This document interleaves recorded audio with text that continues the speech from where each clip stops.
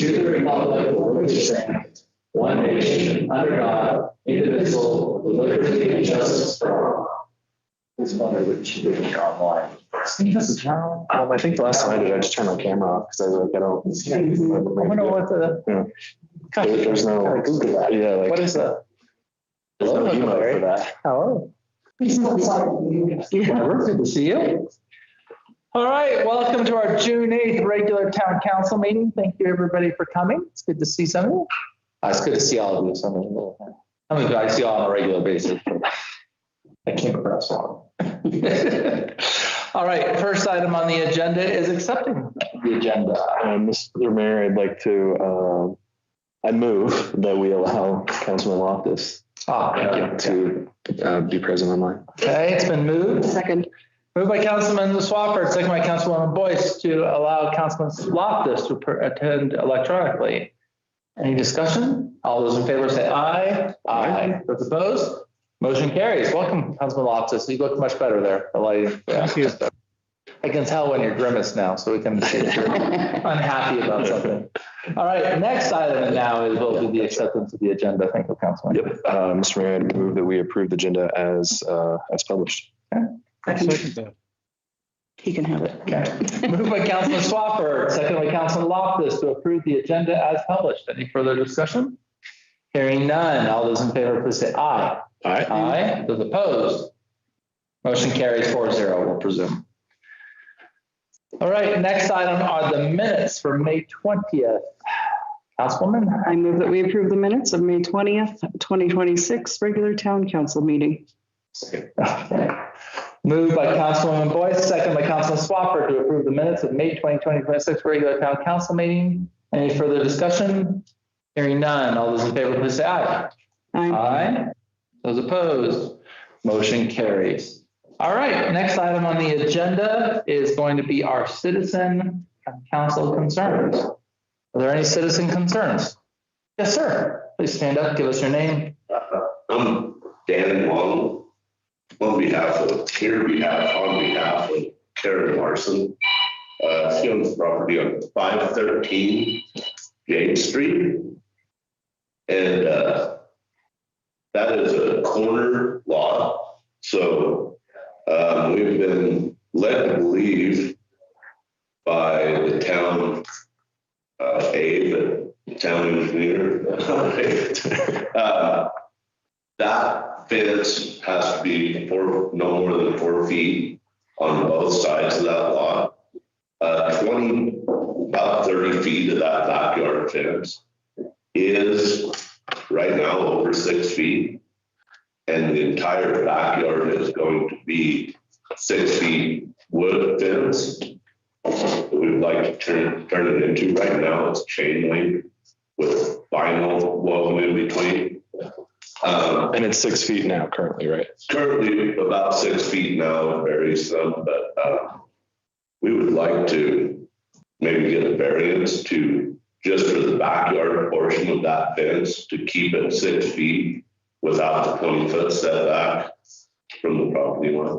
So I think as Ed Wood or Abe probably explained to you, as Wood would explain to you, that you sit on a very funny lot. Yeah. Corner lots the backyard is not really clear, right? And so any yard that fronts on a town street is considered a front street, and therefore you're limited by code to only 4 foot on a front yard fence. Yes, sir.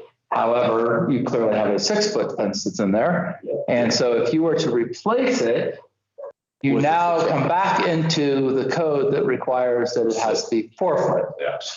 So it's a classic example of this is what the code says. And clearly we're living in a certain place like, well, gee, is that the front yard or the backyard? So I do have some pictures of the existing. I think what I want to measure by the council right now. So your direction is correct. If we are to allow you to go from an existing 6 foot fence to a new 6 foot fence, we would have to approve that as a variance, because by code, you would have to bring it down to 4 foot. And to be clear, not 6'6", but 6, right? And so that would be the path that we would have to go, which would have to take an entire another town council meeting for us to say, we're going to put this on and publish it as a variance and move forward on that. So we couldn't do that tonight, to be very clear. So I know things are happening and everybody's like, it's summertime and it's been summer for the past 3 months and we want to get things done. Get all that. But we are required to follow code, but we are allowed the privilege to create a variance so that you could do exactly what you're asking. Yeah. So what I was going to suggest first is to see whether council is amenable and hear from both Abe and also Ed of whether or not we want to consider this as a variance. And if the answer is yes, then I would recommend we put it on this meeting of the 22nd. Does that, Ed, sound? It is to go to P&Z. Oh, there you go. It goes to P&Z. So is that a fair assessment of everybody's? So the question is, does council want to send this for a variance to planning and zoning? Shortly, yes. To me, it's interesting. Like the dynamic here is interesting because there's already a grandfathered in 6-foot fence, meaning their property owner has been treating that as a backyard for its existence since before our code, or at least if it's grandfathered in, that's the assumption, right? To dress it up and make it look nicer, it seems like an obvious choice. That's okay. Yeah. I honestly think that if we force the property owner to do that 20 feet, 30 feet there, Abe? So his backyard is approximately 30 feet deep. Okay. So roughly 30 feet, we'll just call it that. That is the backyard of 30 foot, making that go 4 feet kind of almost defeats the purpose of having a fence, does it not? To then have the rest of the fence be 6 feet? But a 2-foot fence. It's fine. Okay. I think you want privacy I assume they want privacy because they have the vinyl slats and the chain link. Right. So my assumption is that. Right. Short, yes. If all we can do is refer it to P&Z for a variance, then I would be in favor of that. I know Councilman Boyce and Councilman Loftus both live right there. I drive on Shanley often. I don't think it would make an eyesore either. I think we all agree that actually a nice wood fence would probably look better than the chain link fence. That's kind of for your argument. Yeah. I think, just so you understand, we have process that we have to deal with, and that's the nastiness of town government. So I'm okay sending it to P&Z. Personally, I don't have a problem with that. It doesn't mean it necessarily would pass and all the other things that would come with that, but it's not an illogical decision that you're making. If that makes sense. And thank you for coming to ask for permission rather than forgiveness later. Good job. Appreciate Mr. that. Mayor. Let us reward you with bureaucracy. Mr. Mayor. Yes, Councilman. I happen to own that. I happen to own the lot next to him there. Okay. So I don't know what that does as far as my chipping in and chiming in on this situation, but there's already a 6-foot fence there, so I wouldn't be opposed to that being replaced. We'll just have you abstain from the vote, but I suspect you're like, as a neighbor, you're okay with it remaining as a 6-foot fence. Yeah, that would be fine. Yeah, so I'm on planning and zoning, so I'll see you when you come there. And I'm perfectly fine with sending this to planning and zoning. The one thing I think is going to come up in that is the reason for that being a 20-foot setback is so that if a house is built on that lot next door, that would be, cutting off the view of that approach and kind of disrupting where everything else is. I don't necessarily have a problem with it. I'm just letting you know what to expect there. So yes, I think send it to planning and zoning. I do suspect there will be some questions on it. It's not a grandfathered use. It's dependent there because the subdivision came in after we had ordinances regarding that. So okay, it's not grandfathered per se. It's an existing use. Okay, I was quoting Abe, so to throw Abe under the bus. Whether the fence was in place when this property owner bought it or just So that does away with the situation that this property owner He didn't, created the problem. that's right. Is the self-imposed. That's right. No, that's a good thing from his standpoint. It was there when they bought the property. They're going to replace the fence, but they're going to replace it. A nicer. Effectively, a better looking fence, not changing. Already is opaque, so it's not changing the vision from the other lot per se. So it does not meet the strict criteria of the variance, but it probably meets the common sense. That's what I was thinking. That's what my approach was. Which is exactly, to be very clear, Mr. Long, is like, Mr. Pierce's response to you is exactly the response I should give you. I mean, we were just saying earlier that if he were to give you another response, he'd be fired. As we will often say, town council, planning and zoning and our public works people, their job is to call strikes and balls. If we're going to move the foul line, it's this table that can move the foul line, right? And I think that's where and just to be clear, he gave you the right answer, but I agree with that. This is a common sense. So I'm going to go ahead and recommend with council approval that we move this to planning and zoning at their next meeting. It can be discussed at that point, at which time. There needs to be a formal variance application. So we can get that done. I mean, when's the next planning and zoning? It's July 6th is the next planning meeting. Sorry, sir. And then the decision would come to council on July 13th, town council meeting. And so, yeah, formal application will be required. And then obviously the whole process of a variance, contacting neighbors within 140 feet, there's a financial piece of that. They'll have to carry that burden of sending those letters, the notification to the newspaper that has to be made 2 weeks in advance of that hearing. So those can be done. And it's something I can work with Mr. Long to get done. What I can do, the other options, just for council's like consideration and the applicant, is administratively, if this front yard is designed at 4 feet, that's kind of this area here. Ooh, I'll just drive.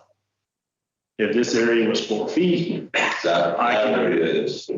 yeah. Currently. But when you rebuild your fence, if you put your fence application in, that's 4 feet. That's an administrative, I can issue the permit tomorrow. Or if a 6-foot fence came across level with the house, when you meet back from the property line, I can issue that tomorrow. Those are administrative. Yeah, we can work this too. We can begin working on this. And certainly if you wanted to get a fence permit and build, 90% of this fence, And stop it. does not do that. I would issue a fence permit tomorrow and say, this is just based on the result of the variance, and you can build the rest of the fence, and that would be fine. Okay. While we get through the variance. That would be great. You could even put the posts in. Yeah, we could start on that corner. Yeah, That's right. go the other way. Yeah. You can even put the posts in and the variance go through, and if it's unsuccessful, you can lock them off at 4 feet. And if it's successful, Yeah, that's true. put your 6-foot slats up and you can be done. We want to work with you to keep you moving because we know construction season is short as well. But that's what my capability is. Variance application is something that you would have to fill out, formally submit to our new digital platform, get a variance submitted, and I'll walk you through that process. Timing is key because I have to have it into the newspaper by next Thursday, which means my deadline is this week to get through that process with you, or else I can't meet the legal requirements to get public notification, et cetera, that's required. Okay. So, Can I add to that as well? If you miss that one, the next meeting for planning and zoning is the first Monday of the next month. Okay. So Don't miss it. don't miss the meeting. Yeah. Yeah, but work with staff will work with you, get it so you can keep on progressing where you can legally. Yeah, I mean, we've got quite a bit that we can do up to that point. So then you just stop and you just wait for that variance to come through. And as I said, if it passes and you go to 6 foot, if it doesn't pass, you just keep it at 4. But it's a common sense, right? Make sure you take pictures before and after. Yes. Right, that's the kind of thing that would help. Thank you. Thank you. Any other citizen concerns? Huckleberry has all It's nap time. right. All right, any council concerns? Whoa, Councilman Loftus is brighter now. You turn around. No council concerns. All right, next item is going to be visiting delegation. We have the Pinedale Little League.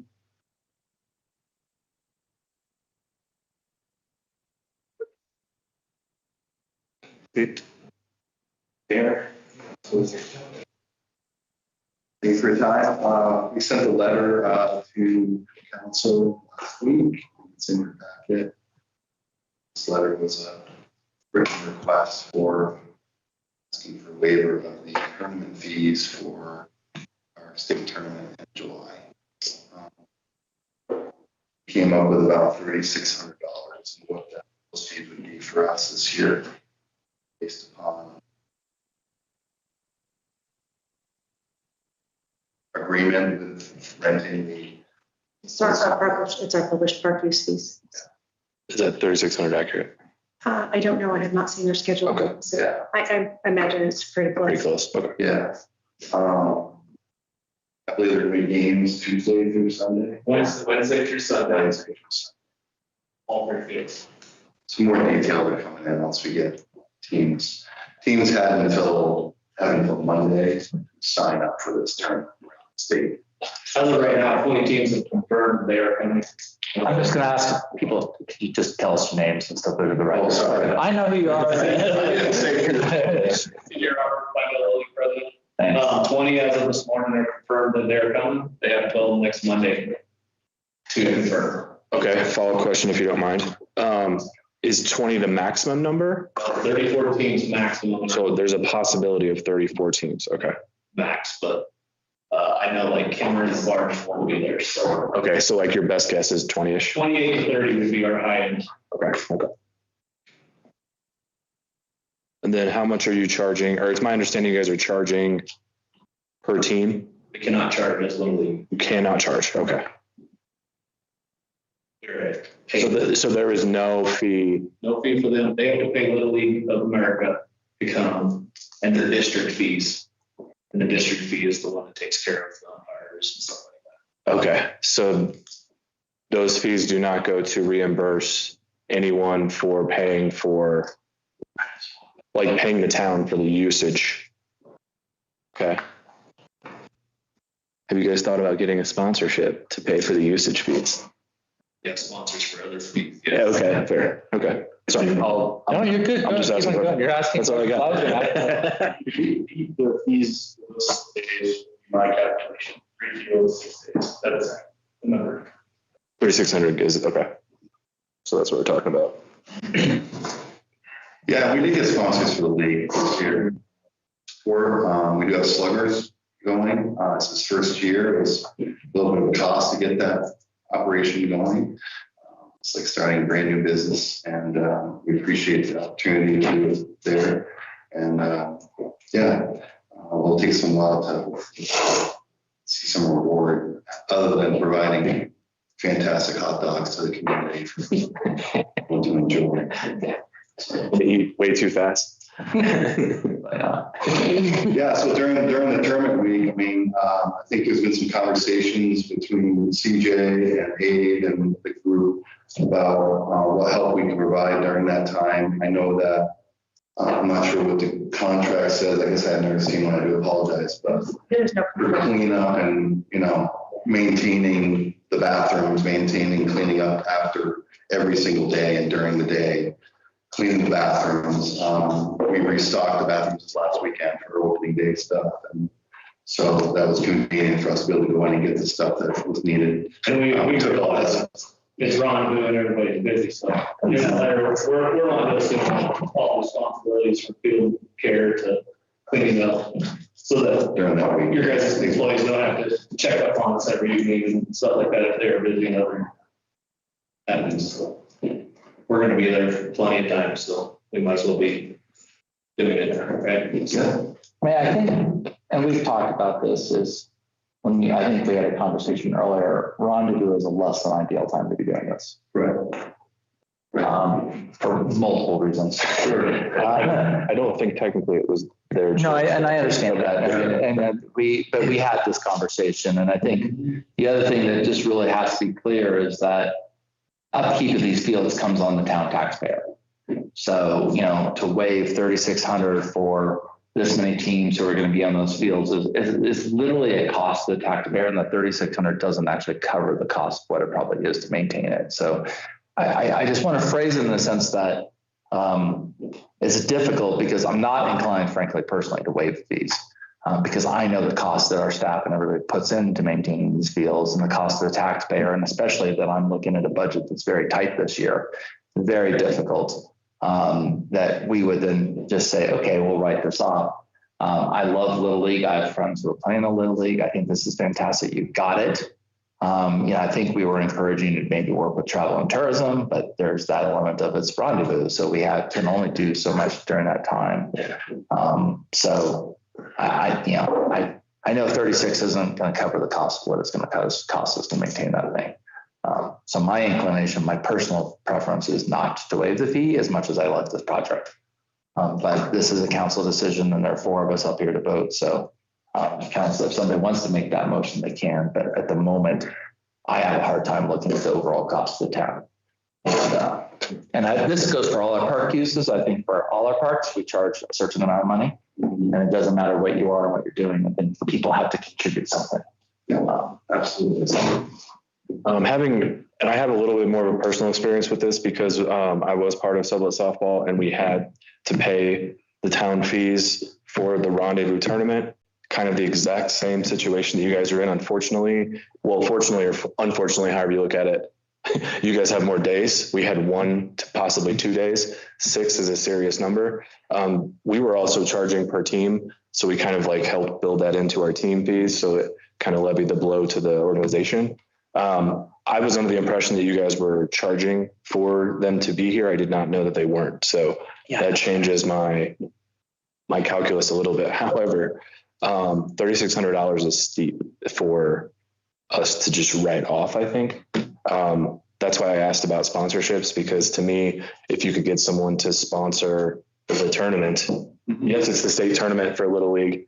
If there would be a sponsor willing to foot that cost, it seems like that would make a lot of sense to me. And that would probably be some good PR for a local company. Absolutely. We were looking for some of them. Yeah. Part of our sponsorship packages that we did this year included some state stuff. And it was pretty, I don't want to say rough campaigns. Yeah, it's difficult to go out and fundraise, but there are opportunities out there. I know Little League's learning where those sources can come from at different times and different places. And so our relationship with Little League is very strong in the state and also the national programs for I want to just jump in real fast, real quick, because I want to be very clear.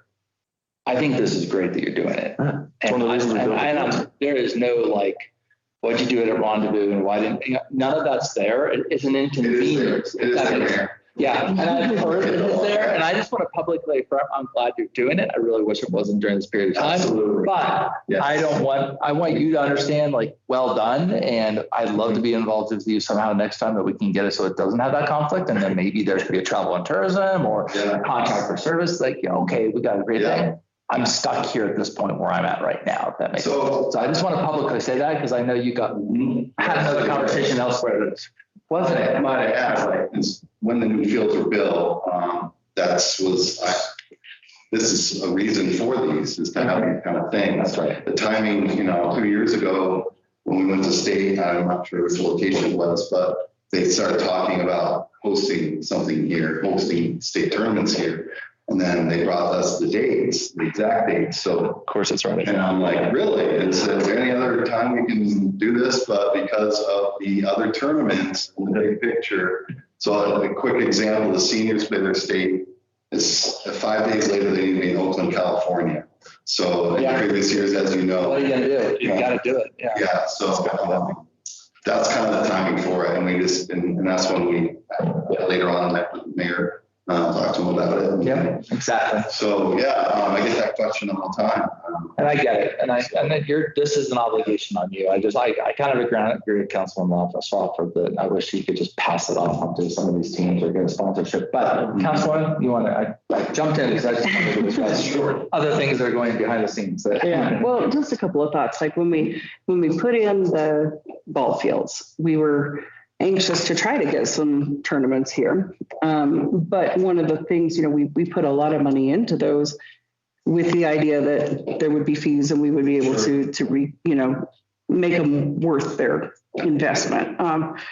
And so that, and I mean, that literal next thing on our agenda is a travel and tourism grant application approval. And I guess my question was, why was it not on? Did you apply for that or? No, we did not. I think that's mostly something in the future. We could look at all that stuff. I'm not sure how to explain that. We got kind of caught behind and didn't realize. Happens. I did read. I thought it was $200 a day for the whole complex per field, and once you start. You're like, oh, this was worth our time. Yeah, once sponsorship will take care of this, and I'm like, Oh, yeah. no. That makes sense. And no shade for not Sure, getting on yeah. that. It's Yeah, Like certainly. you've done this before. We'll see how things go, and we appreciate the town support. Just to have the approval or the thumbs up to do it. We are going through all the processes of making sure things are safe, contacting all the agencies in the county and let them know. Hotels and restaurants, the teams have been sent information regarding Suffolk County and what's here for lodging and all that stuff to mitigate people as well. And so stuff we had to learn. And if things go well, I mean, every year we could host like another week, I'm sure. yeah. Well, another, and I'll be honest with you, June would be perfect. I feel like we probably could have found a way. Yeah. And that's what's so difficult. There's It's headed, I mean, and you know this, it's heads and beds, right? Is the easiest way to think about what the Travel and Tourism Sure. Commission is there for. When all the beds It's gonna be- Rendezvous was going to be basically sold out anyway. So that's where it really gets hard, because taking money out towards that from even Travel and Tourism, you're not seeing a direct impact. Now, could you prove to us if 28 to 30 teams that people were staying in and around Pinedale during that time? Specifically in town during that time? I think you probably could make a very easy case that they would have to. They would eat here, they would drink here, like all the things. The downside is it's just that week. Because we were already there. I mean, the Little League's very resourceful, just like Honda, when they travel. So we went to Great Wall, I think last year. Most of the kids stayed an hour and a half away because there was no services there. Mm-hmm. So kind of know how many of the options there are. They get very creative. We do have some. Help mitigate gas for Green's offered to have Cheyenne team on the lawn while they're here. So plug into the house. So There you takes care of them. You are so generous. All right, so is there anyone in the council that is in favor of waiving these fees? This sounds wrong for me to say, but I feel like if it was like $360, I would be way more inclined than 3,600. And I don't know if that's something that we have to think about on our tournament fees and how that's calculated. But that can't be done right now, unfortunately. So also true. And like you said, we're probably underselling how much goes into keeping, the parks department on top of that. What's that? Our water bills are. Oh, to keep your grass green. Yeah, that's fair. Well, we could also do a portion if we wanted to. The only hesitancy I have is that there was a tournament last year and we didn't waive fees for. Yeah, that would for the rendezvous tournament, the softball. Yeah. And so I'm hesitant to do one, but we didn't do the other, and that seems. Our struggle is that we always love these kind of things. Yeah. And like fences that can't be more than 6 feet. We don't want more than 6 feet. We just want 6 feet. All right, is there going to be a motion from the council? Gentlemen. Wait, Dean has his hand raised. I don't know if he knows he has his hand raised. Dean, are you wanting to say something? Yes, I was wanting to say something. I would be in for a partial if the town was one of the sponsors, but in light of the whole amount, I'm not there. So what Judy was saying, a partial, I'd be willing to be a sponsor of many. And maybe 6 sponsors in the town could do a part of that. But And they're saying, and Maureen's shaking her head saying we can't be a sponsor. So. we can't be a sponsor. Okay. Town entity, yeah. I did not know that, so that's my thought. I mean, the fact of the matter is we would run this for. I would personally hope you try to get sponsorship. Oh, no, I mean, it's not like we're gonna go bankrupt. I mean, I think, Guys, I mean, yeah, help in no, our first year. why not ask, right? No, All we can do is say no, Yeah. right? Yeah. I mean, if this ran through travel and tourism, then you got a means to like, hey, this is Yeah. sponsored by your lodging tax. Sure. But it is difficult, as we'll hear, like to take lodging tax. And if, for instance, you had 30 teams and most of their family stayed in the county and it wasn't in town, and we were already full, then I had people going, wow, you're using lodge tax there. So I mean, I would just say, we can work with you, try to talk it up, obviously. Unless there's a motion, I'm just going to regrettably say, sorry, we can't wait for these. Any other week, I think it's a completely different conversation. So we'll reach with you next time, and I guess my question is, are you likely to get the state championship next year or? No, it's every other year. Okay, and so, I feel like I'm pushing for it. okay, But it goes through rotation on districts. so can you work with us at the next time and we'll even like help you? But it's every 10 years it'll be this big. Okay, We can get it every other year and it'll be lost. right. It'll just be 183 instead of 380. No, I just think it's great to have it. If we can do Age it. reminders, it seems. That's how you get to your 20. Okay, you're 28, 13. Okay. Oh, sorry. What's the rotation? So you said, so it goes east and west. High school age group is every other year. We could possibly get it. It was east-west. Okay. The 12 and 9-year-old, 2 divisions there. It's the 14 teams in our district from Cody. How many? They all get a chance at it before we get one. Okay, so how many cities like on the east and how many cities and towns on the west are like in rotation? Do you see what I'm asking? So that like, is this going to be like every 3rd year, 4th year we get it? Or is it? On the west side, it is us, River Valley, Rock Springs. So just want to think, okay. Well, and that's helpful for us to know because you guys can put in for it and how, because you knew last summer, because we talked about this last summer. I remember CJ, thank you for getting hold of me then. But I mean, I'm Just thinking curious on next time if the around, that we dates are get still we're the gonna dates. travel and tourism and we make it work. So it becomes a bigger push and then maybe it becomes a bigger thing. Absolutely. Yeah, because if you're in the grant application cycle, I think that might be more helpful depending on when the week is or like when you know the dates. You could easily do in 2 years. Yeah, all right. Sorry, gentlemen. No, thank you. Thank you for doing it. I would like to report after. Yeah, please do. From the town. No, absolutely. Definitely. The only other Really thing, happy or could we really? I think you guys are, no, kind of intended, but I think you're going to knock it out of the park, honestly. And the only other ask I have is to make certain, and I've been asking the chamber and others, is like, we're going to probably put it as part of the travel and tourism grant process. Make an effort to let the restaurants know that people coming and make an effort to say, can you put like some sort of like a baseball menu with 3 items on it that somebody can walk in and get it. 'Cause the last thing I just, our local brick and mortars, and people walk in there and it's like, they don't have 45 minutes to wait for the meal. Yeah. So just anyhow, just as a call out, if you could do that for me, I'd appreciate it. All right, gentlemen. Thank you. It's 3,600. So much money. All right, next item is the consent agenda. We do have a member from the Travel and Tourism Board here, so. Good. If you want to speak, you're welcome to speak. Thank you for your service. Oh, you are? Oh, yeah, you are. Sorry. Okay. Anyhow. Well, thanks for being on the Travel and Tourism Board. So we have a travel and tourism grant applications, the amount of 47,000. We have the Activop. I want to go Russian on that one. I mean, yeah, that's fair. When you see the spelling in it. Or the asset management, as well as our asset management and GIS support, striping contract. Hey, the town of Pinedale pays for the striping on 191, right? All 2 of the crosswalks. And how- remote plastic. And how often does YDOT redo theirs? Once every 4 to 5 years. I was told 7. I was in a very long discussion in Laramie last week. It might be as long as 7. It would not, I think they're. If we're getting it 5 years, we're better than other towns in Wyoming. Yeah. To say. It's pretty infrequent. We do ours annually.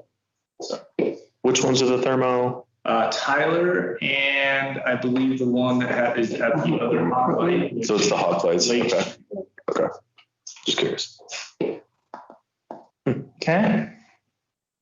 At the completion of the new YDOT project, there'll be a lot more thermoplastic. Yes.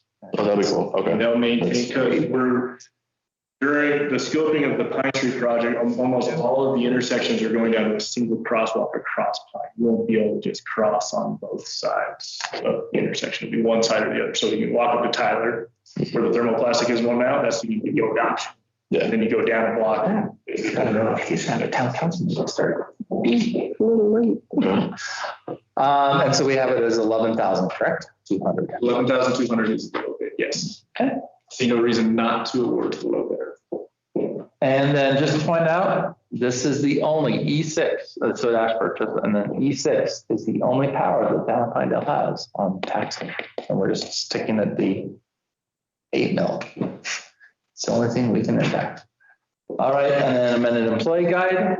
I don't know if everybody's had a chance to review that. Maureen has worked very hard on that, so. Monica too. Monica too. I put a few hours on that. Not as much as Maureen did. And finally, Summit West engagement on it. Anything in the consent agenda that council would like to remove? I have a request to remove E4 and E7. Okay, your purpose? Further discussion on both. Okay.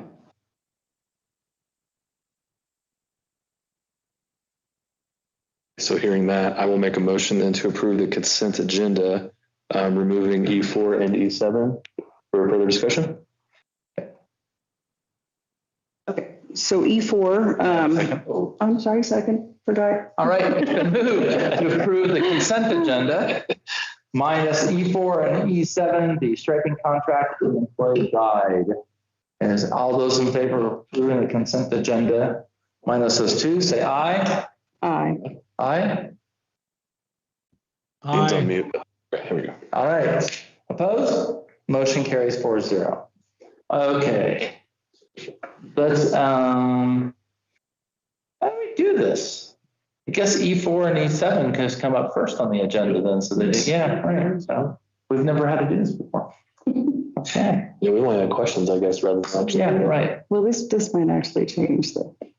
So Mike, are you ready to discuss? Go ahead, E4. Okay. So on the striping contract, we had discussed changing the parking next to the first bank that's being remodeled to make that parallel parking. And I wondered if we might want to stripe it accordingly while the striper is in town. So we can answer your question, Councilman Boyce. We can with either the line items we have, or we do have our own striper for simpler tasks that we can go over and do that as staff. So it wouldn't require changing the contract. No. Okay. That one we could get over, black out the existing lines, and except for they're on concrete, so power wash off the existing lines and get some different lines. And they're putting signs up, I believe, as part of their project. So I'm kind of waiting to see where they end up, but we can certainly have these guys do it if we have quantity left. We can handle it. All right. And the reason I wanted to pull it out was because I just wasn't sure if that was going to change the contract at all before we approved the contract. The only changes to this contract based on past years is we are adding a crosswalk up by the hospital. You see that in there for the first time. And we're trying to make it in the most logical position possible. It's not the best, I'm just going to be honest. We are going to put one of those center items in there. Chances are it will not survive. Just so you guys know, you hit it with 45, like some of the people drive by the hospital, it will probably turn to dust, but we will try. It might cause some damage. Maybe they'll know The that. speed limit is 30, to be clear. It okay. shouldn't be going 45. So Does that need to be one of those what'd you call it? thermoplastic, they actually dry off the surface of the asphalt and then they bake it on the asphalt. It's not good. Okay. Won't be that. And we might find that would be a good spot for our movable speed bump. Yeah, possible. We feel like there should be something up there, just with the number of people that are going up the hill. Is that off the walking path there? Yeah, it's like right off of Hennig, right where the walking path is. That's about the only place you can take. All right, can I have a motion to approve E4, please? I move to approve E4 as stated in their packet. I'll second. Moved by Councilwoman Boyce to approve the 2026 striping contract in the amount of $11,200, seconded by Councilman Swafford. All those in favor say aye. Aye. Those Aye. opposed? Thank you. Those opposed? Let's wait for that. 4-0. All right, and then the employee handbook. Yeah, so there were just a couple of things that I noticed in this. Under A1, it's on page 56 of our packet. And this is under the, let me find it here. Yes, under section 4, the AI usage policy, number 1, this policy applies to, and then A, nope, that's not the right spot.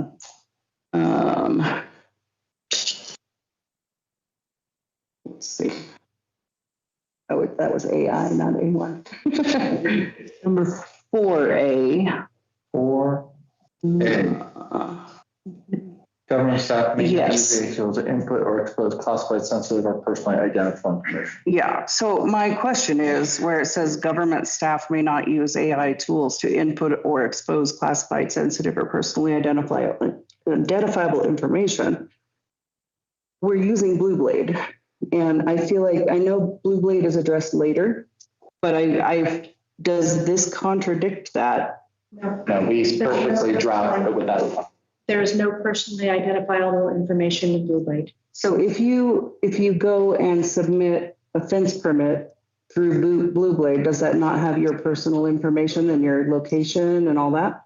Not legally defined personal information, nothing about your social security number or your, none of that is accessible. And everything that we do with Blue inside our, for people who don't know what Blue Blade is, our online permitting portal is also PCI compliant and certified.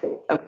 I just wanted to make sure that we weren't doing something that was. That is part of why We we were wrote. very thoughtful when we did that. Okay. And then 5D, just below there, we are just missing a word in that sentence. It's in the second line. So 5D on page 57. Thank you. At no time will the name town of Pinedale or any person's name, address, or phone number, there should be the word be entered.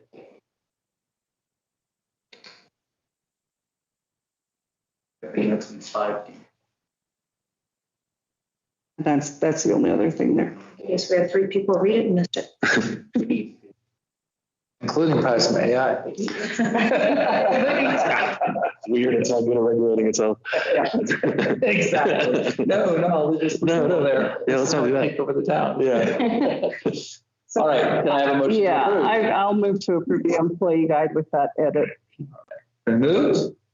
I'll second. It's been moved by Councilman Boyce, seconded by Councilman Swafford to approve the amended employee guide as published, minus the edit to be entered on 5B. All those in favor say aye. Aye. Opposed?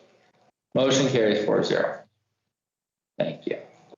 I gotta say, Councilwoman Boyce, you have got eagle eyes when it comes to things like that.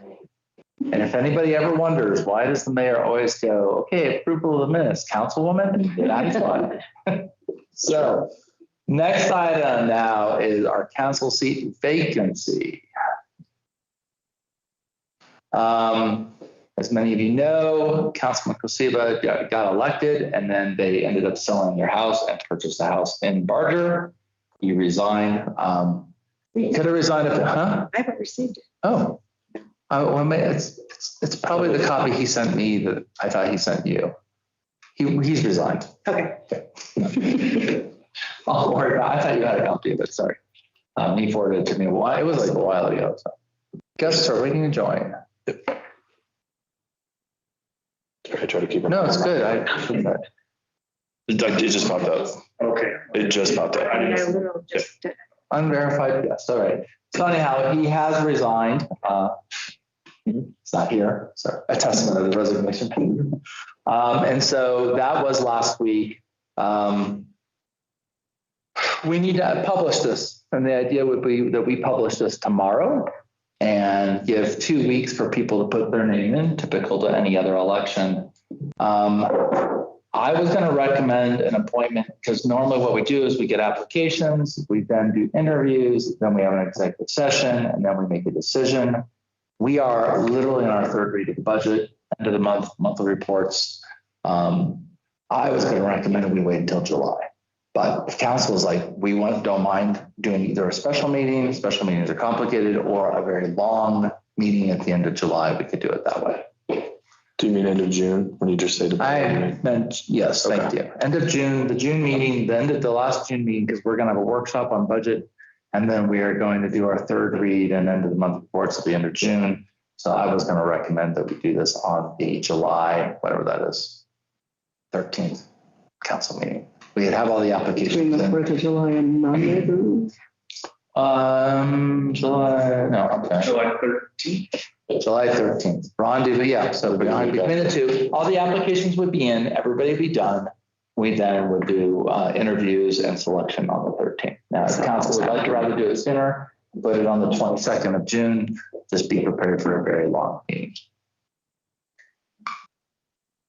The budget workshop will be on the 15th. Which we have to fix. We haven't fixed that yet. Yeah, we haven't fixed yet. I was waiting for some replies about them. Well, somebody said yes, so two people said yes, and one person said I'm on vacation that week. Okay, so you'll have just 3 people at that budget workshop on the 15th anyway, and your third read on the 22nd should be fairly quick unless we have unresolved issues. Yeah. So it's up to council. If you want to do it on the 22nd, we can. If you want to put it to July, we can. So you, Maureen, in your opinion, then that meeting on the 22nd is not going to be as long as it? It will be long. I'm sorry. I So the budget may not be as complicated as we think we are, but I'm sure it'll be pretty late. Okay. which is fine. We can obviously accept that. I know, I just, end of the month reports, everything going on. We have a lot going on with hangar and other stuff. I project it'll be longer than we think.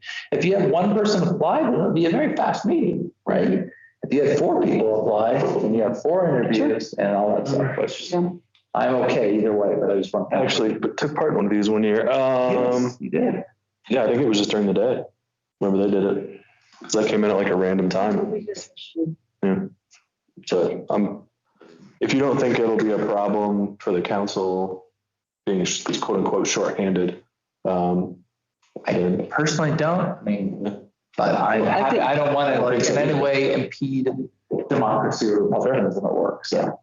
Well, I think if nobody's planning on being gone for either of those 2 meetings, I think we're fine, but we could do it in July. Okay, so you're okay doing it on the 13th? Yeah. Okay. Dean, are you okay doing it on the 13th of July? At the regular council meeting? I mean, we might want to start over. He talked is. Yeah, had the interviews like at 4. It's 3:45. Yeah. What are you saying, Dean? I'm sorry. Yeah, I could probably be, I could be there for part of it. I might have to be there electronically for part of it from up here. Okay. Because we're just going to do interviews and then we'll have, like I said, if there's 1 person applies or if there's 10 people, then they got that many interviews plus then an executive session to discuss and make the decision afterward in a public meeting. So it could be a no-brainer and super simple and we'll be like. Okay. Schedule a time once we know more. Yeah. Like on that, like for that 13th is what I'm saying. If we need to Those start are regular council meetings. But if we need to start at 3 for the interviews and do all that stuff before the 5 o'clock meeting. I think we should stick with our normal time. I mean, the thing is if we do, so here's the thing, if we publicly advertise it tomorrow on the 9th, which really doesn't go out until the 11th, right? That becomes the official day. 2 weeks from the 11th is the 25th. So we couldn't do it on the 22nd anyway. We had to have a special meeting, which again, maybe there's 1 person who applies and we call a special meeting and say, let's do it on the 29th to be done. Yeah. Right? And I'm happy to make that call on we can make that call on the 26th. I can send an email out. We can publicly do it that way. So, and you would say that by the 25th, that would be the deadline to apply, or? Yes, the applications would have to be in by the close of business the 25th. Then if we saw that there's one or two and it's an easy lift and we can get it done in a simple meeting like on the 29th, we can call a special meeting if we need to. I just know the 22nd is going to be a big lift. And now that I look at the calendar, I'm realizing we wouldn't have made it. So. All good? I think let's just do it on Actually- the 13th. Sorry, go ahead. Actually, Yeah. Matt, the 29th is much better for me than the 13th, actually, just as far as scheduling. All right. So I'm going to suggest that we will advertise tomorrow the empty town council seat and invite people within the residency of the state of Pinedale, within the state of Wyoming and the town of Pinedale to put their name in. On the 25th, we'll close that. And electors, registered electors. And registered electors. And keep in mind the new state statutes relating to who can be elected, who can be on a council or not, because there's new laws there. And then on the 26th, Maureen, you and I can make a call and we'll just figure out if it's going to be a lift, and then we can reach out to council and make a suggestion at that point. I think if I was applying, I would want to know when I was expected to be here for the interview. True. Especially where you're real close to the 4th of July on either side there. Okay, then we can make it the 13th and just stick to it there. I think that's cleaner. I mean, I'm sorry if that doesn't work as well for Dean. Or we can make it the special meeting on the 29th. Either way, I don't care as long as we Yeah, it's either way. publish it. Right. You have a preference? Better be able to be here. Do you have a preference? Doesn't matter to me. Yeah, well, we're here. No, I don't have a preference.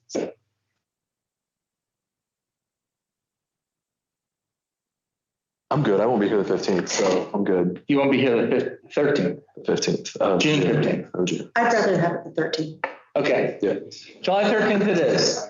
Yeah. All right. Here in July. And I have a motion to announce the vacancy of the town council seat and invite people to put their name in for consideration as well as electors. And, Before we do that, it Yep. sounded like Dean wanted to say something. oh, sorry, Dean. I just said I was good with it.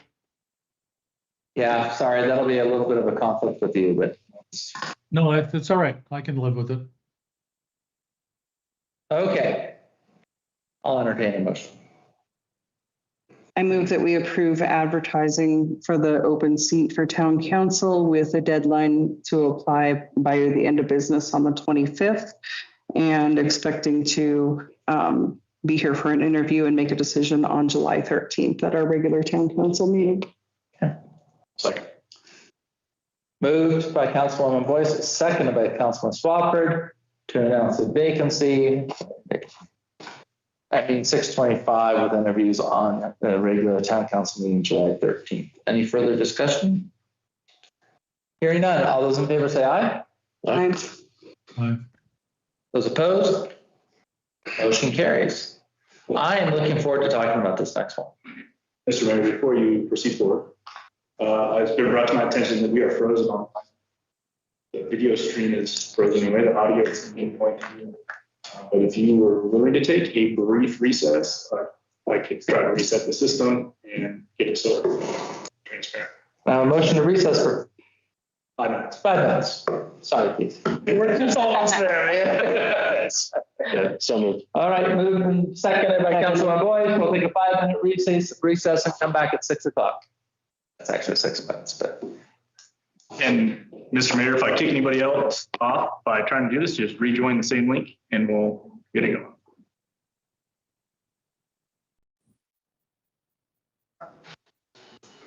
Oh, there we are. Do we have a motion Okay. to make in second?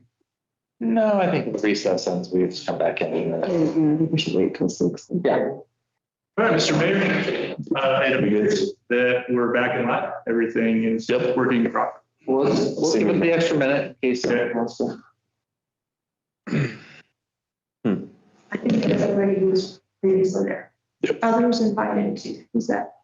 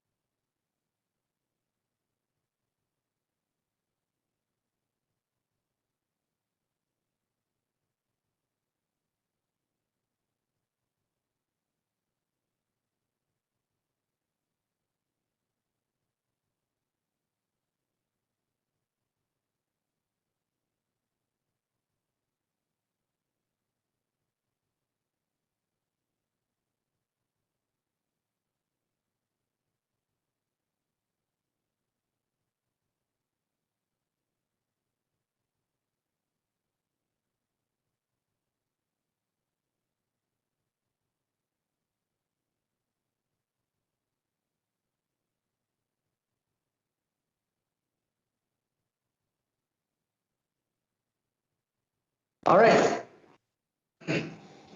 We're back in session. All right, next item on the agenda is going to be the commercial building permit for 618 West Pine. Hey, Abel, you kick it off and then. Mr. Mayor and Council, so before you guys today is a commercial non-residential building permit for 618 West Pine Street. This is known around Pinedale as the Locker Plant, and it's now owned by Sandra LLC, represented by Casey Fairbanks, who is here tonight. The reason I am bringing this to you, I went back and forth of should this go to council or should not. I want to walk through the scope. You guys have the plans in front of you, but Mr. Fairbanks and his team are reconstructing, remodeling, and adding addition to the existing building. They've been working with town staff as they go through the demo and working with the state fire marshal's office. Right now, the overall footprint around 9,000 square feet of where they're going to be at the completion of this. They are adding, so there's a first story remodel. There's a second story going on top. And then there's kind of the back building, which is already two stories, but it's proposed to be general retail. Yeah.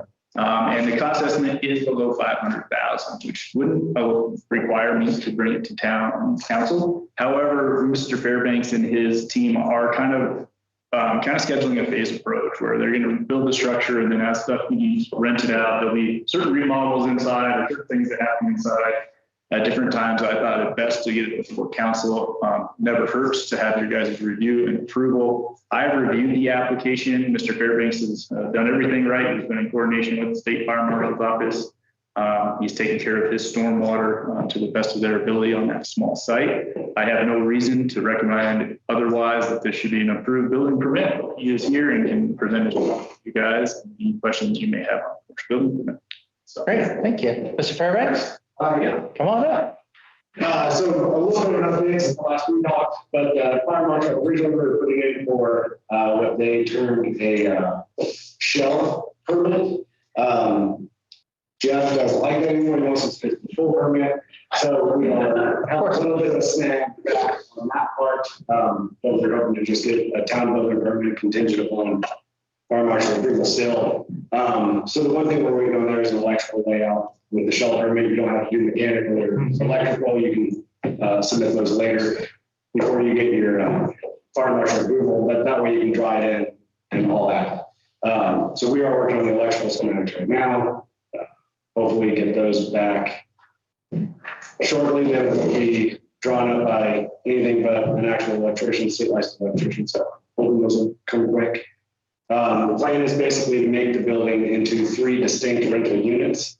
It will be what was the original meat locker will be 1. The second story will be 2, and then what Randall built on the backside there, will be a 2-story, another distinct unit. They'll be connected by a hallway with a staircase that is currently there's about a 4-foot alleyway between those 2 buildings, which is a big problem because all the water from the original meat locker went right back there, rotted out everything. It's turned into quite a bit of a project. We're trying to dig through it as best we can. So yeah, once we get it fully rented, the plan is just to have it as 3 commercial rental spaces. We do have a renter who is the owner of Sandra and will rent it personally. All 3 units to start with. So yeah. Great. I guess any other questions or concerns? I have no problem with this. I think we should approve it, but any questions? I'm glad to see that building like getting a new life. Thank you.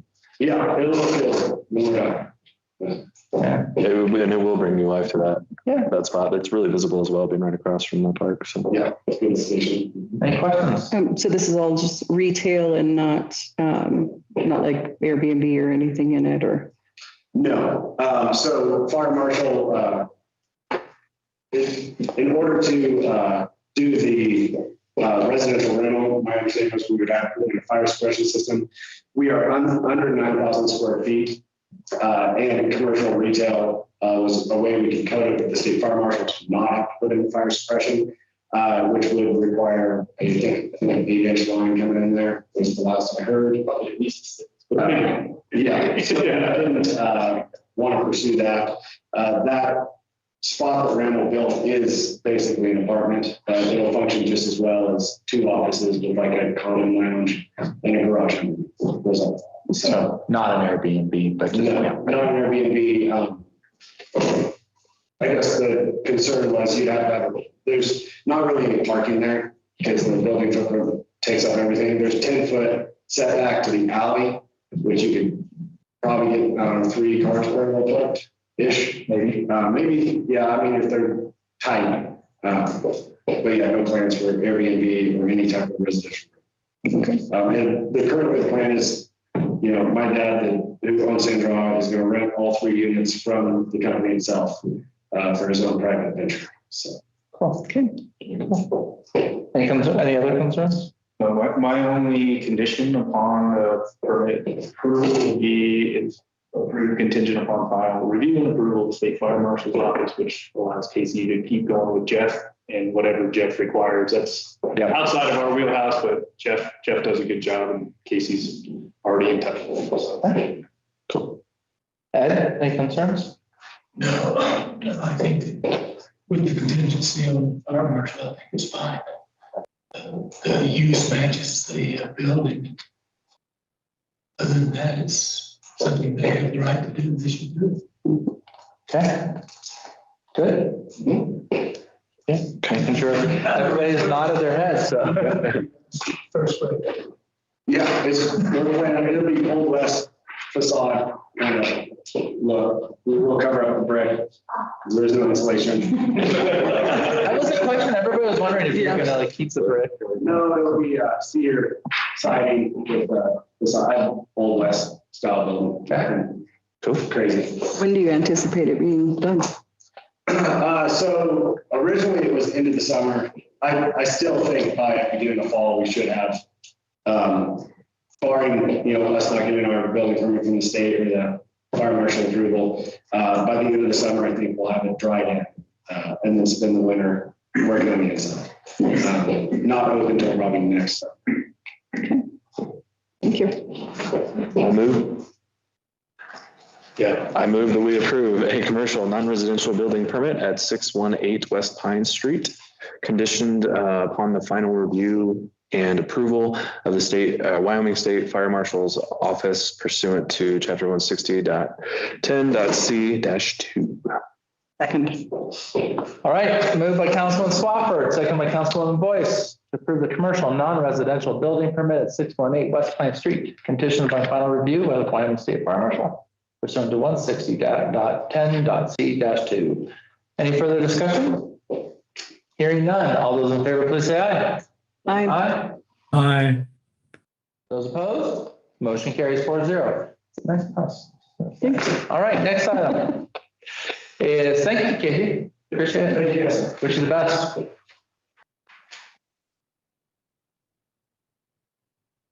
Seeing stuff on Main Street. It is. I agree. Especially something that's just been sitting there and now can have some new life to it. There's probably some grant stuff you can probably look at too. Only if you probably kept it more for.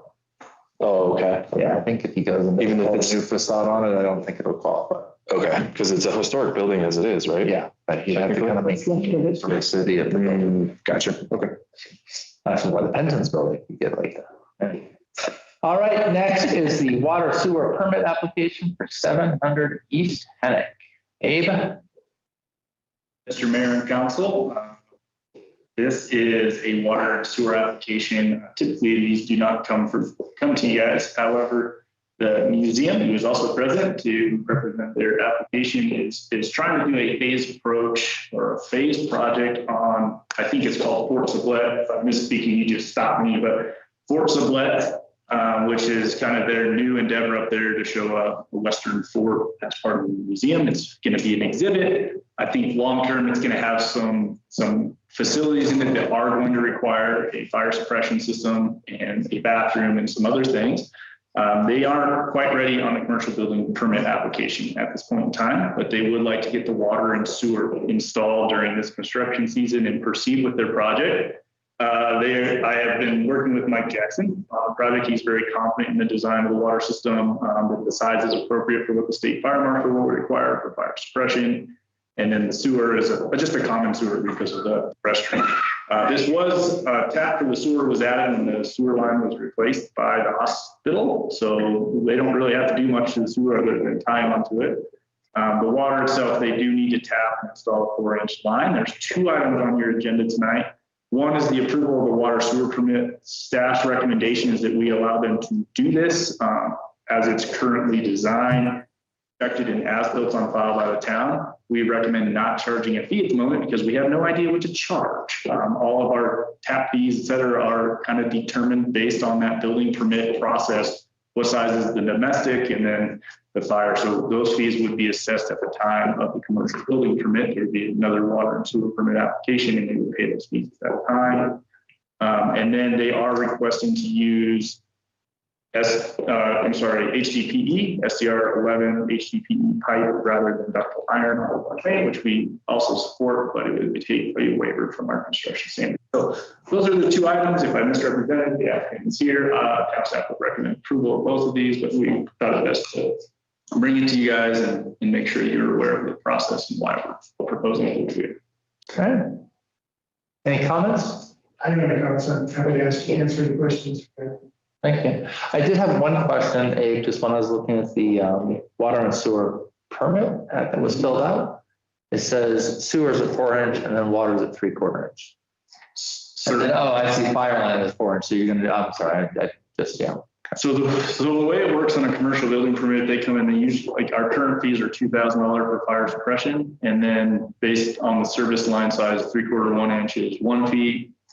And then they hook it up, we put the water meter in, we have a billing account, et cetera. None of that would be able to happen yet because they don't have a building they're going to put it in. And they would have to come in for a special development plan. Once they get this all kind of figured out, there'll be a special development plan on the commercial building permit. It's multiple buildings, or at least a commercial building permit that you guys get to see. We could permit it. My understanding is a lot of the buildings that will get first built are probably not going to be ones that require fire suppression or anything of that nature. It's kind of the whole build out that's going to require that. So it's going to be, this could be several years done of those before they hook on the water and sewer. I don't know. All right. Yeah, I can add a little bit to that. The part that's going to need the fire suppression system is the 2nd floor. And so we have 3 buildings that are 2nd floor, 2 blockhouses.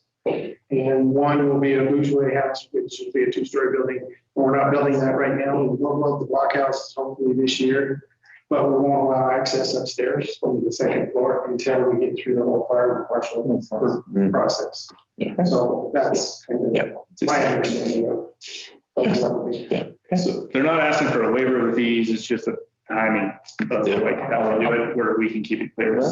So my question was, if it's going to be several years before we get to that part where there's a charge, is there a way to track that this is still owed? That's what I was. So there's no water bill. So until there's a water bill, like when someone comes in for a commercial building permit or residential building permit, there's no water bill. They can't build that building without establishing that water bill. For something that's going to use water. So like they have no water meter, they have no, like there's just a stub out at this point in time. When they extend and use this water, they will have to apply to the tap. Yes, but let's assume this is 10, 15 years down the road and none of us are still here. Is there a way for this to be on the books to show that that fee is still owed? Yeah, I believe so. Until there's a water bill, right? Until there's a meter on it, there's no way. It's no different than they have to come in for a building permit to build anything. We don't have a building permit yet. So every time they come in for a building permit, we'll have whoever sits in my seat will be like, what's the water plan? That is how that works.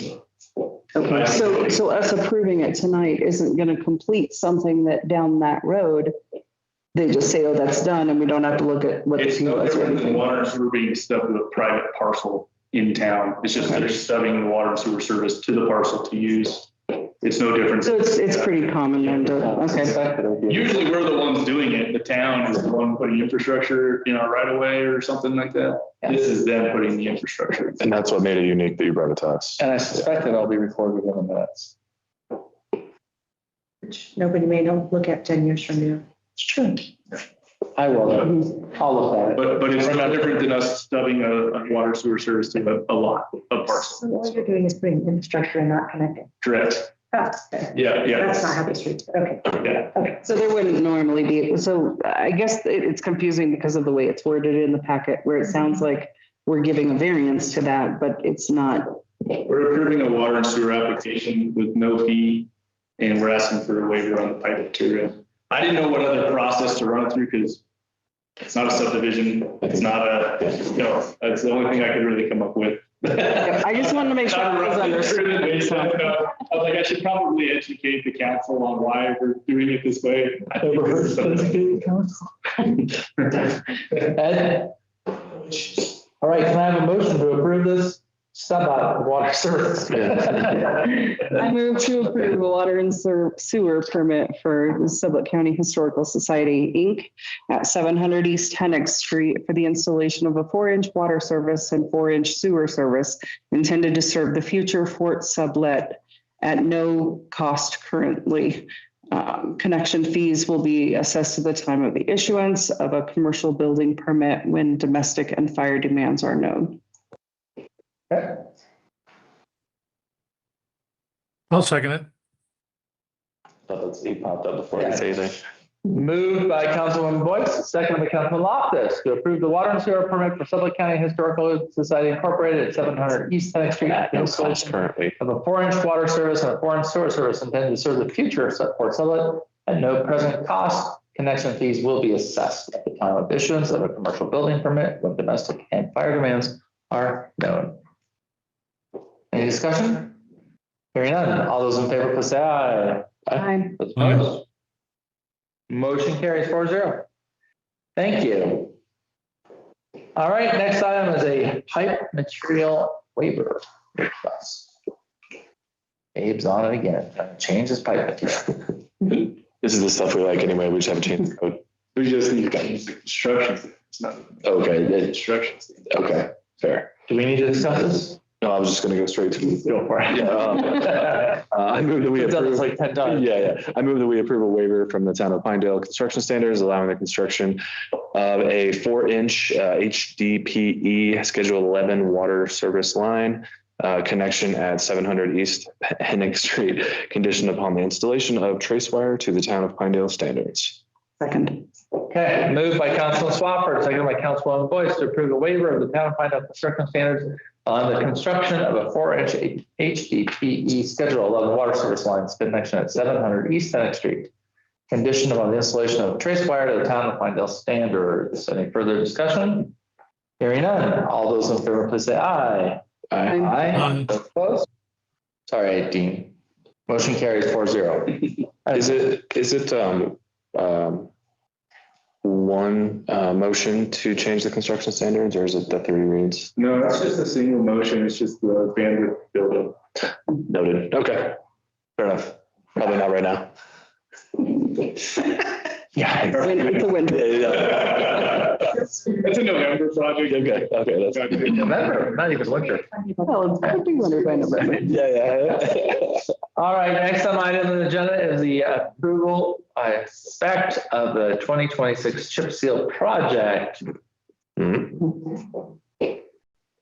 Abe? Some noises over there. Mr. Mayor and Council, this is the bidding of chip seal for the Foxville portion that we discussed a couple meetings ago. It has went through bidding with Sublette County as alternate schedule, town of Pinedale. The total cost on the project is $251,284. Of note is the town mobilization charge, $132,000. So $120,000 chip seal for $130,000 mow. It is town. Kevin and I have discussed this a lot.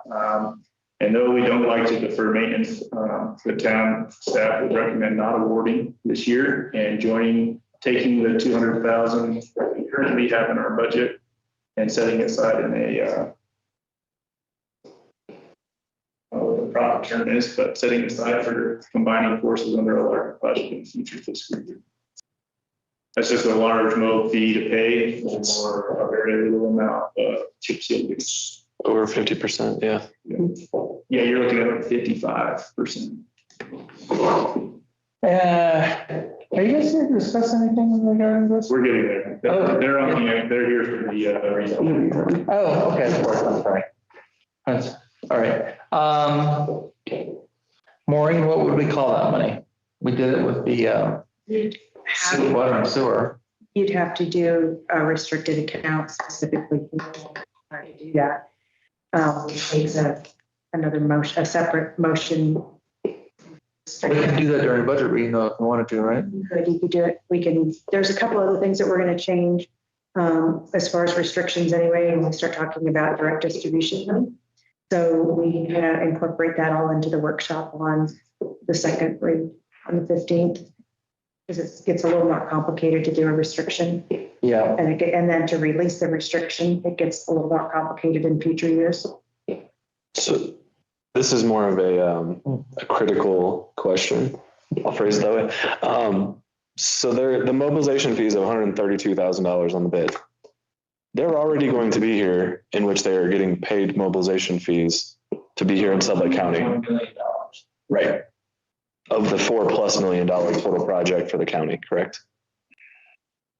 But, and then they just decided to roll us another $100K to move it down the street. 32. Sorry, yeah. I mean, I suspect they're probably just doing their mobilization fee as a proportion of the project. I mean, there's certainly mobilization fees that exist, hotel rooms, overhead, all contractors are different how they bill them.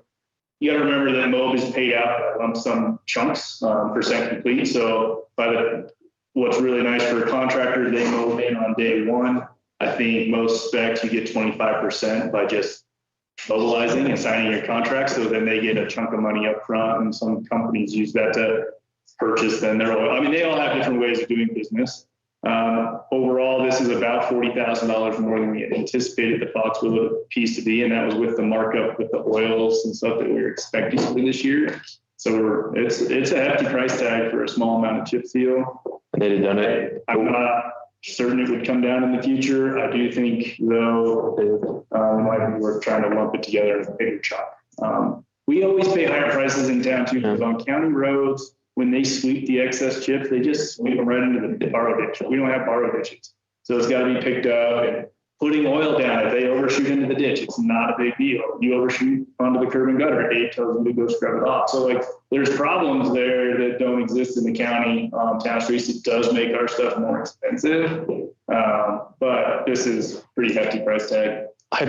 In your best guess, that amount of MOB, how many days or day or hours do you think it would take for them to do what we were requesting? 3 days. 3 days tops. I think we're about 3 days. So how long was it last time? 2.5. I want to say it was like Yeah. a week or 10. Would it be the same amount of last time? time? But they had to lay the fabric. They're not laying fabric this time. So I think they'd be in a few days. The fabric is what took them a while. Yeah. Having lived in that neighborhood. So Yeah, fabric's a lot bigger than just. yeah, like they had multiple teams doing different things instead of just.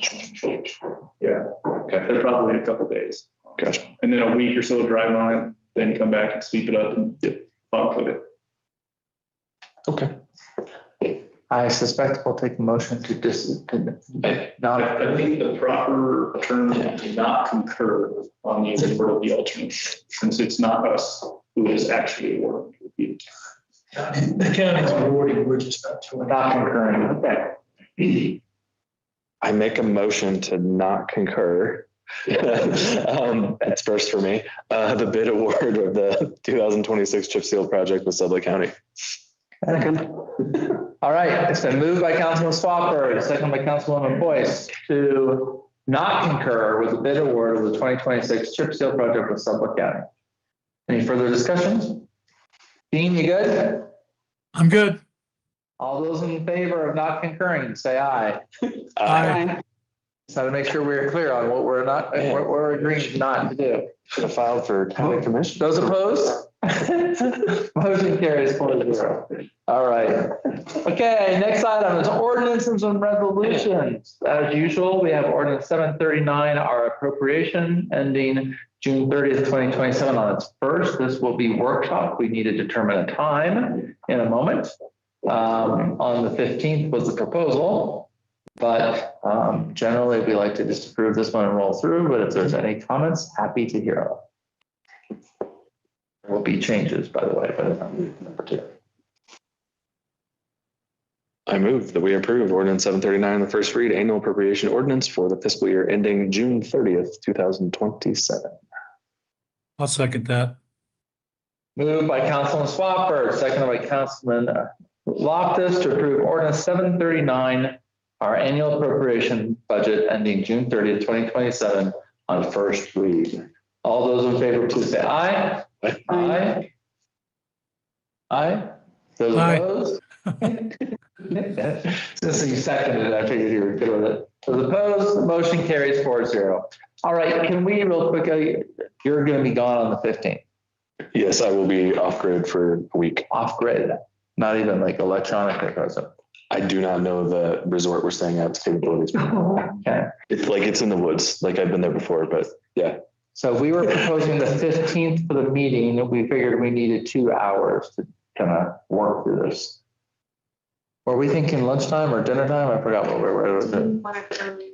Okay, earlier, like how early? I didn't see an email from Dean, so. Oh, that's like, Maybe. So we pick it there. I think I had replied evening, but I'm okay in the day if we need to do it then. 10 a.m. would be great. 10 to 12. I can't do 10, I can do 10:30. 10:30 would be great. 10:30 on the 12th. On the 15th, that's right.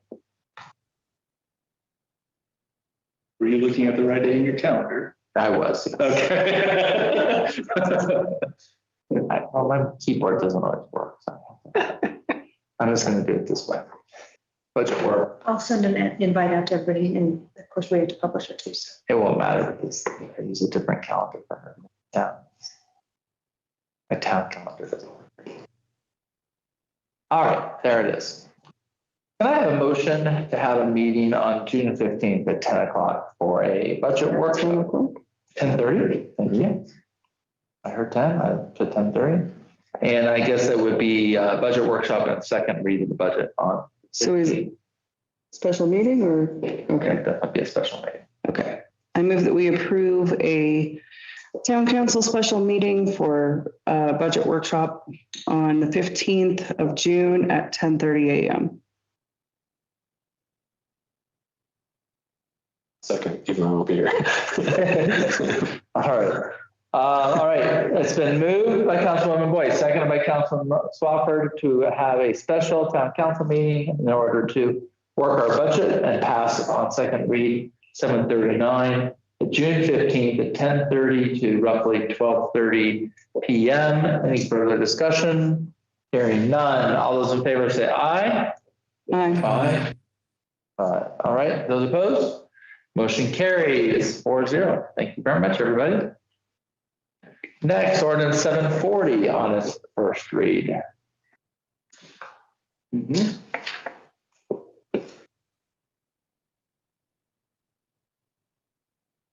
why don't you go ahead and describe what you got going on here? Thank you. So in your packet, you'll see a summary of change as well as a Word document with changes tracked to review as well as a clean version. But what we've found this year is that we have a little bit of a gap in how we can issue temporary use permits and itinerant merchant permits and where they can be issued at. Now, that doesn't mean you want to change it, but we're identifying a gap and you can discuss it as you see fit. But right now, a temporary use permit in the code says it can only be issued in a public right of way. So if someone wants to say have a farmer's market or some sort of a craft bazaar or whatever it may be in a large parking lot on their commercial property right here on Pine Street, we can't issue a temporary use permit. So what that means is that each and every vendor has to get issued an itinerant merchant permit, which kind of makes it a cost problem for that organization to have each and every person pay for an itinerant merchant permit. So one of the ideas was that we do a small change in the wording about what a temporary use permit can be used for, which would include on public property, private property, or in the public right of way. It gives us the flexibility of calling some of these larger event, a fair festival or special event. I think farmers market's actually even called out in the code.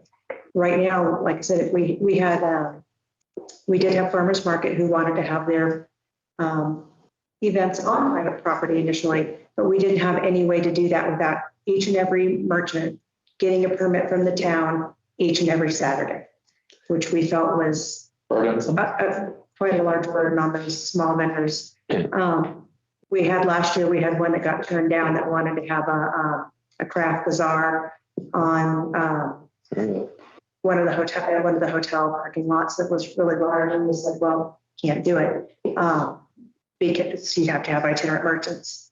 And they said, no, we're not going to do it. And they just quit. So that's where this really came about. And then there's a few other things on the summary change that we called out that were should be the first. It's the 185 in the right.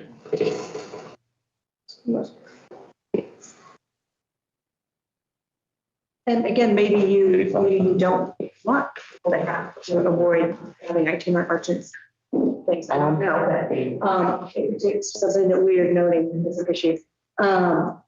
Is that because previously the farmers market specifically used to be under Pinedale Main Street banner? No. Or just because it was at the library? No. It just. It's just correct. Okay, that's fair. That's fair. What's happening is that each employee has been interpreting it differently. And each person who reads the permit interprets it differently. So we're trying to make it really solid and really good about this is when you have a temporary use permit. This is when you have an itinerant merchant permit. In my mind, recollecting the discussions in previous years, the intent was to have the itinerant merchant permit be the person who's driving through town for one day and has an arrangement with, Joe's Taco Stand to park in front of or on their property to sell, whatever it may be, or rugs, for example, or the rug guy who used to park at 10 West Pine for 1 or 2 days a year. Not to prevent an organization from having some sort of a bazaar or a community, sale of some sort. And the other thing on there that was kind of misleading is the rate resolution identifies things a little differently for itinerant merchants than the ordinance does. So we're just trying to clean all those things up and get them where they match and they're easily understood for everybody in the public to read. So that's the intent of all this. That's for sure. Any questions? Just looking through your summary of changes makes sense to me, but. Yeah, I think the concept is good. I have a lot of. I'm thinking of. Yeah, well, I'm sure, but we figured we'd start someplace. And to be fair, we were doing this driving like 80 miles an hour down the way around. So hopefully not the driver. Right? Participating in the conversation. I was driving, Kelsey was typing. Okay. Just to be clear. Yeah. There was no use of an electronic device while you were driving down the highway at 80 miles an hour. Okay. All right. So do you want to go through these or how do you want to? I don't know, because I'm going to probably have some edits as well. I'm wondering if it's better to go ahead and make your suggestions, because I think I just. Are you thinking like? Do a first read and come back and table it on the second read is what I was going to say. We share could. ideas and we can combine them, because I might have a couple of things to. Yeah, I'm fine with that. I have some general questions too. And I think it would have been helpful to have like a red line version so we could tell exactly what was changed. It was, you're absolutely correct.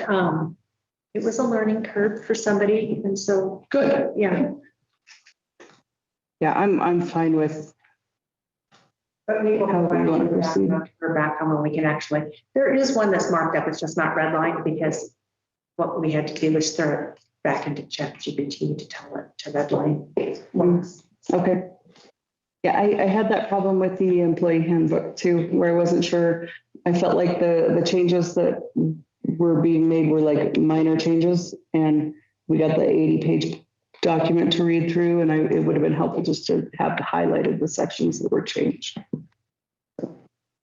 I time to make that comment. Okay. So can I have a motion to pass this on first read and then we'll come back and tackle it? I move that we approve ordinance 740 on the first read, and ordinance of the town of Pinedale, state of Wyoming, amending section 160 -20, general events and itinerant merchants. Second. All right, moved by Councilman Swafford, second by Councilman Boyce to approve ordinance 740 on its first read. Any further discussion? Hearing none, all those in favor, please say aye. Aye. Aye. Aye. Those opposed? Motion carries 4-0. All right. Next item is ordinance 740. Oh, That was 7:30. sorry, I'm 190. for some strange, yeah, this my computer was doing some strange here. All right, this is for ordinance 741 on its first read, amending the zoning map of the town of Pinedale to reflect the amendment of the zoning classification of portions 1P181 to R2, R4 to C1. Oh, I'm the prisoner. I saw that, yeah. Yeah, look at that. Perfect. That's all you had to do. That's all you had to do. So, as everybody knows, the hospital is an approved use within residential. However, there are certain activities that we foresee in the future. It could be a private OBGYN, it could be a private coffee shop, it could be somebody who comes up and sets up a doctor's office, and they're going to want to have it. And at that point in time, it wouldn't be within the hospital, it'd be a separate business that would be under commercial. So we have, we're proposing commercializing that entire spread there. The hospital district also wishes to future purchase of some of that land, and the cemetery district is going to purchase some of that land for parking. And then the town might keep a portion on the top there on the north end of it. So this is the recommendation, is make it commercial and get everything compliant with code for the hospital. So that's the discussion. I know I have citizens in the room, so feel free to ask a question or. Thank you for being patient. Yeah. Jim Percy and Lenore, and we're at 18 half mil. And that's right about in the middle. Okay, back in there. Yeah. Yeah. Go to the left. Yeah, it's easier if I pull you up on the other map because. Yeah. Anyways, so the hospital is across the street because we're on the east side. That's right. So, and we understand that commercial development is going to happen, needed for the hospital. We're not against that. My question is, the irrigation ditch that runs through there does not allow a lot, so, a room. So is it, maybe he knows, is that planning on being relocated if you want to do commercial? So let's go, can you go to that particular, they moved it can you back zoom in a bit more here? Are you talking about this ditch here? I'm sorry. Yeah. Yeah, that ditch, irrigation ditch. We're wondering what you're going to do with that. So, if that's moved, then that will open up a lot of space. If it's not moved, it doesn't open up much space except for maybe parking. So can you zoom into the north section, the north wall there? But the north side, and that's where the main development, I would think. That's what they're planning. So the current discussion with the hospital is presently nothing to do with the irrigation ditch. As far as I know, there's no intention to move it. I think they already did a pipe in there. Space. Yeah, right. No, they're literally looking for administrative buildings with the possibility that there could be future doctors who are outside of the hospital, a coffee shop, something. And so they are talking, so that lot, the way we've divided it, you probably have seen, is essentially where that driveway is. With south would go to the hospital, and from the driveway north to the Willows would go to the cemetery district. And then that one section, hey, it's kind of bouncing all over the place. I'm trying to draw for you. Okay. The west portion of that rectangle is going to be like joint parking. for the hospital, for the administrative offices. Getting rid of all the willows. Nope, the willows should stay. The cemetery district wants to be able to store soil and some equipment, so they want to build a building on the east side of the lot, and then that would just be like, wow. I couldn't get drunk. That's an accident. Wow. So to make it clear, the south rectangle would go to the hospital, the middle rectangle would go to the cemetery district, the top rectangle might stay the town. The cemetery district really only wants to build some concrete silos that they can store soil in and have a little building to store their tractor and a couple other things because they don't have space on the existing cemetery. Then the west side of both rectangles would be parking. At best, Lenore, the willows in between the two rectangles might be compromised, but the rest of the willows would stay. But the willows aren't water. Usually willows follow water. That's right. Line. Yeah. So then you have to do something with that water, right? And if you're out there that, because I remember dealing with this with the ball fields when it was for that property. Yeah, is there a ditch that is underneath that shadow? So Because that's kind of where the irrigation the ditch comes out, used to right? be, try to draw it. Ditch used to be where these willows are. Right. That used to be the ditch. Yeah. That was moved during the hospital project. So that ditch is now right here. You can kind of see the scar of soil. That ditch is now a culvert right down here. So this is a dry ditch. Straight in the Water back. there.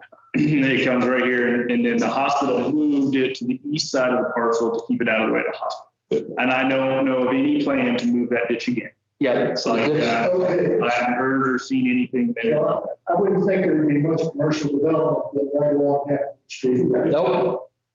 We're looking at like an administrative building, and that southeastern corner is where the hospital's thinking of doing that. And then the southwestern would be parking, partially some parking maybe in the northwest corner there, that the cemetery district.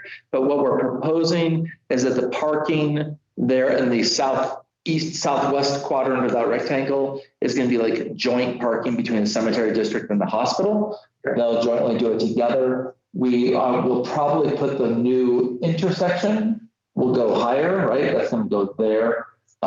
So it'll be feeding into it, but we are trying our best to protect those willows as much as possible, give the hospital future growth tomorrow, which we don't know when that will be.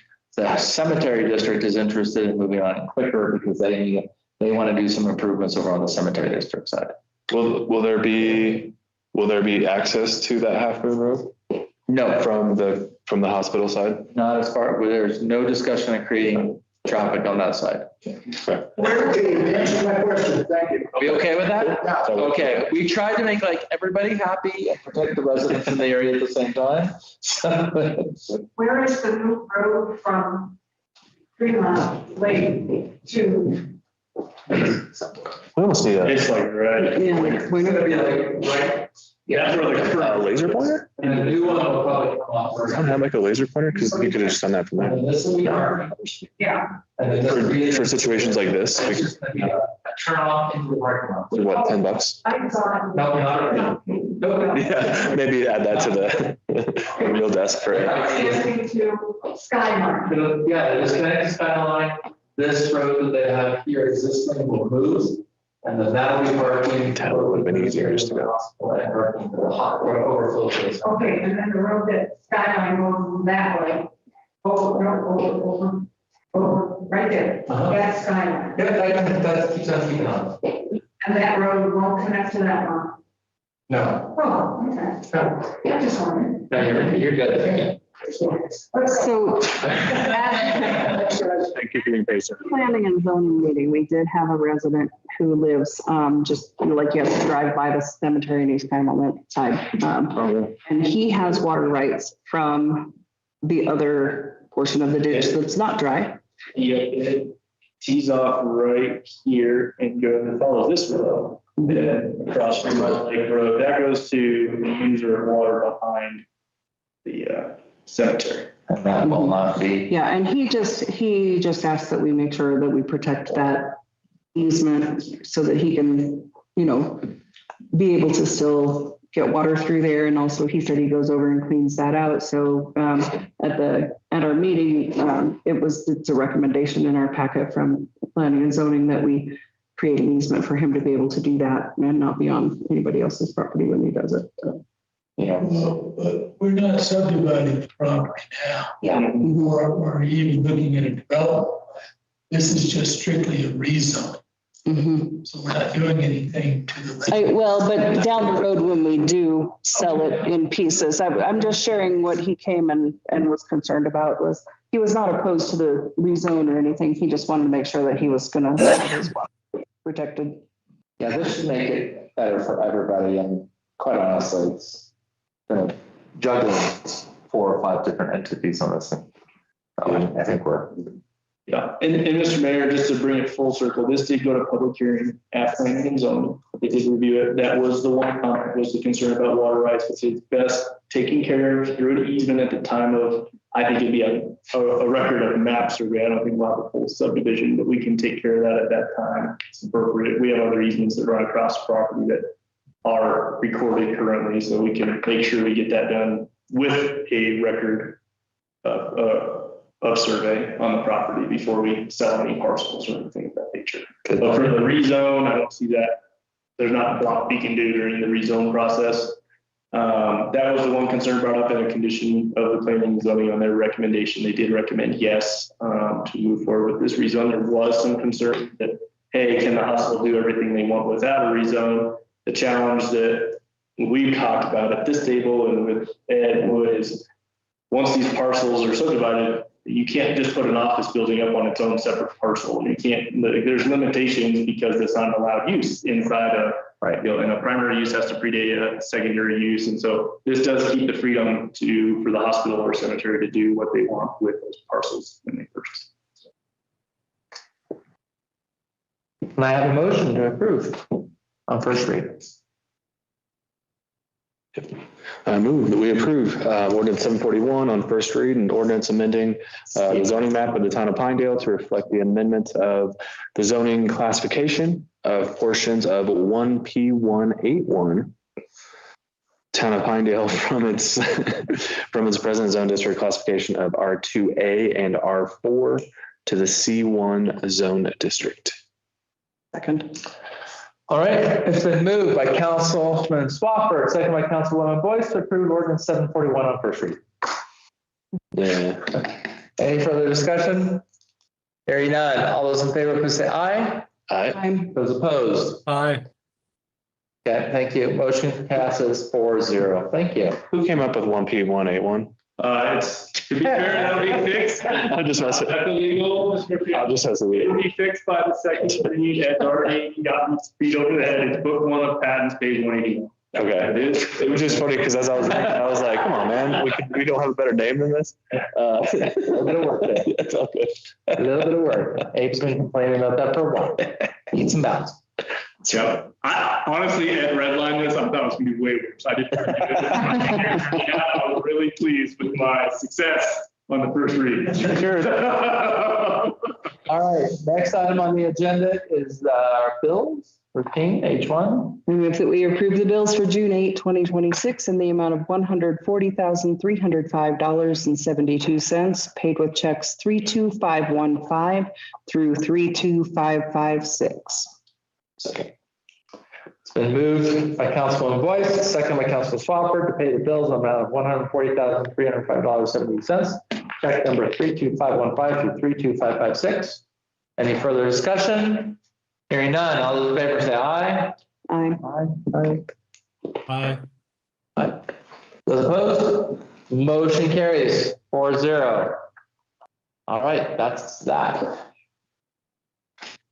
Okay.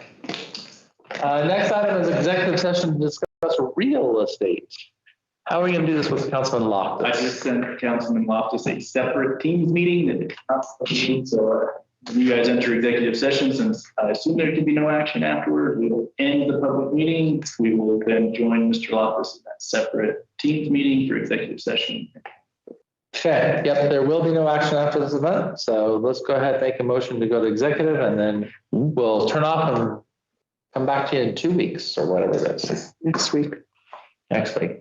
The Okay. budget. I move that we enter executive session to discuss real estate. Second. It's been moved by Councilman Swafford, second by Councilwoman Boyce to go into executive session for the purposes of real estate. Any further discussion?